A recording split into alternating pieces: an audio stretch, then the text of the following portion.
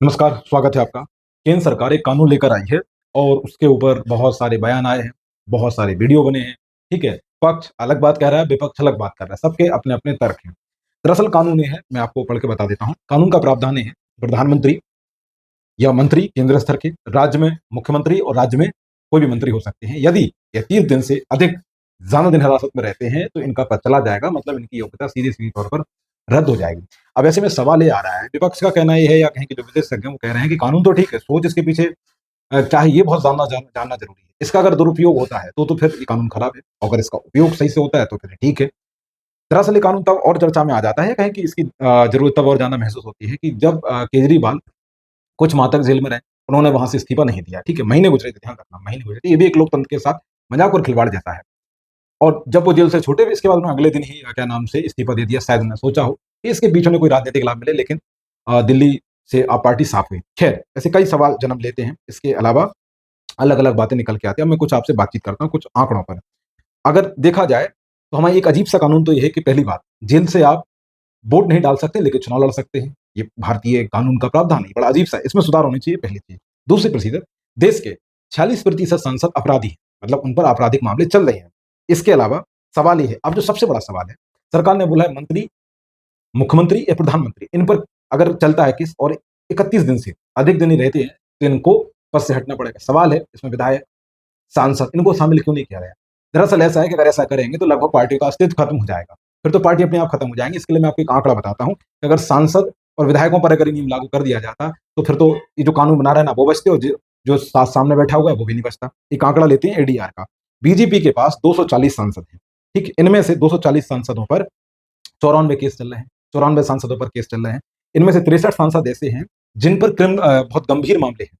अब कांग्रेस की हालत देख लेते हैं। कांग्रेस के पास कुल 99 सांसद हैं, उनमें से 49 सांसदों पर केस दर्ज हैं और 32 सांसदों पर गंभीर मामले चल रहे हैं। अब सोचो अगर प्रावधान ये ले आते कि जिस भी सांसद या विधायक पर ये चल रहा है तो पार्टियां तो एक दिन में खत्म हो जाएंगी। तो कहीं न कहीं ऐसा तो लग रहा है कि राजनीति में अपराधीकरण को रोकने का तो कोई उद्देश्य या कोई फिलहाल इंटेंशन तो नज़र नहीं आती है। इसके पीछे शायद मूल भावना कुछ और हो। ये तो समय और कालखंड तय करेगा। तो पहला डर तो ये बना। एक आंकड़ा और ले लेते हैं। देश के 40% जो सीएम हैं वो अपराधी हैं, उन पर केस दर्ज हैं।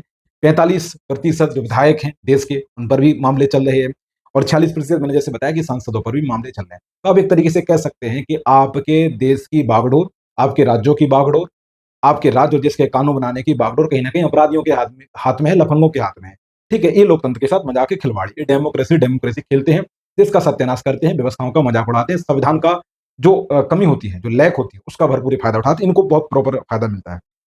सवाल ये है कि पुलिस में कुछ सुधार किए जाने चाहिए क्योंकि पुलिस का दुरुपयोग कैसे होता है सभी जानते हैं।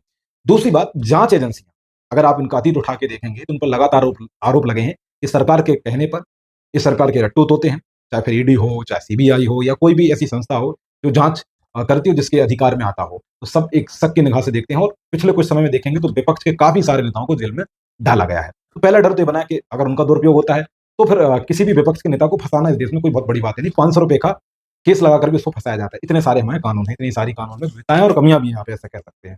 तो दुरुपयोग को लेकर इसमें बड़ी चिंता बनी हुई है। अगली चीज़ सवाल ये है कि 30 दिन क्यों? क्योंकि एक नियम है कि यदि किसी सरकारी अधिकारी पर एफआईआर दर्ज हो जाती है, तो वो 48 घंटे में उसको अपनी सेवाओं से निलंबित कर दिया जाता है, सस्पेंड कर दिया जाता है। नेताओं को 30 दिन क्यों दिया जा रहा है? अगर सब कुछ हो गया तो फिर उसको पहले ही हटा दीजिए। दूसरा सवाल ये है कि ये मंत्री, मुख्यमंत्री, प्रधानमंत्री पर क्यों नहीं? क्यों उन्हीं पर क्यों?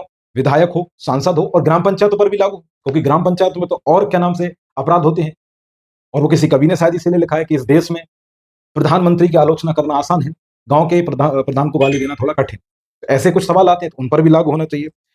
तो ये थोड़ा-सा इसमें नियत का मुझे दिखता है कि कुछ एक गलती दिखती है। अगली चीज़ ये सरकारी प्रावधान कर सकती थी या करना चाहिए कि अपराधियों को टिकट ही ना दिया जाए, तो बात ही खत्म हो जाती है। फिर चाहे मामला चल रहा हो, नहीं चल रहा हो, एक अलग बात है।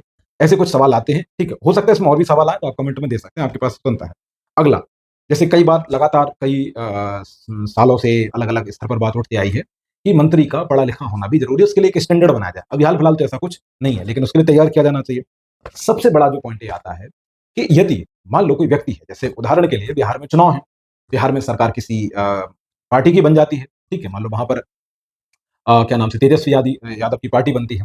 ये बात बीजेपी को पसंद नहीं आती। तो बीजेपी हो सकता है तेजस्वी यादव के ऊपर कोई केस ले और उसे 30 दिन तक हिरासत में रखवा दे, ईडी के माध्यम से या सीबीआई के माध्यम से। और भारत की जो न्याय व्यवस्था है, उसको देख के तो ये लगता है कि 30 दिन रखना कोई बड़ी बात नहीं है।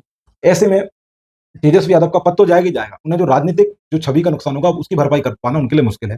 ऐसे में उनका मंत्रिमंडल, उनकी पार्टी, उनके कार्यकर्ता सब में एक मोरल डाउन हो जाएगा और ऐसे में जो सत्ता पक्ष है उसको फायदा हो सकता है। तो इसके दुरुपयोग को लेकर एक बड़ी चिंता है। सवाल ये है, अगर इसमें सरकार ऐसा प्रावधान कर दे कि जो झूठा केस लिखवा रहा है, जो एफआईआर लिख रहा है, जो जाँच अधिकारी कर रहा है, यदि कुछ महीनों बाद निर्दोष साबित हो जाता है जिस पर केस लगाया गया है, तो जिन्होंने झूठा केस चलाया उन अधिकारियों को भी सजा होनी चाहिए। तो शायद चांस है कि कोई भी इस पर अधिकारी बेवजह में फेक केस नहीं चलाएगा, क्योंकि इससे फेक केस की संभावना बढ़ सकती है। और जैसा मैंने पहले कहा कि अगर 30 दिन कैसे भी करके उसको रबड़ की तरह खींचकर जेल में रख दिया, उसका पद चला गया, क्योंकि प्रावधान तो यही है, कानून तो यही कहता है। तो ऐसे में हो सकता है वो 15 दिन बाद भी छूट जाए। पद जाने के बाद 15 दिन बाद छूट जाए, फिर शपथ ले, जो केजरीवाल के साथ भी हुआ। लेकिन उसको जो राजनीतिक नुकसान होगा, उसकी भरपाई कर पाना मुश्किल है। और भारतीय राजनीति में अगर एक बार आपकी प्रतिष्ठा जाती है, तो उसमें कमबैक करना बहुत मुश्किल होता है। तो ये एक बड़ा डर है जो बना हुआ है।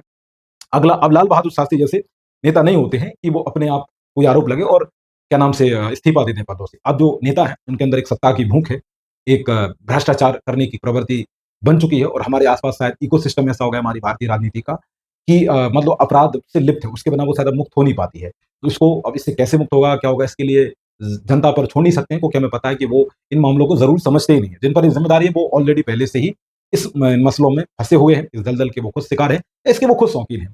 तो देखना पड़ेगा किस तरीके से कानून लागू होता है, इस पर क्या नियम बनता है, वगैरह-वगैरह। बाकी अपना ख्याल रखें। आपको खबर कैसी लगी, न्यूज़ कैसी लगी, जानकारी कैसी लगी, अच्छी लगी हो तो लाइक या सब्सक्राइब कर दिए।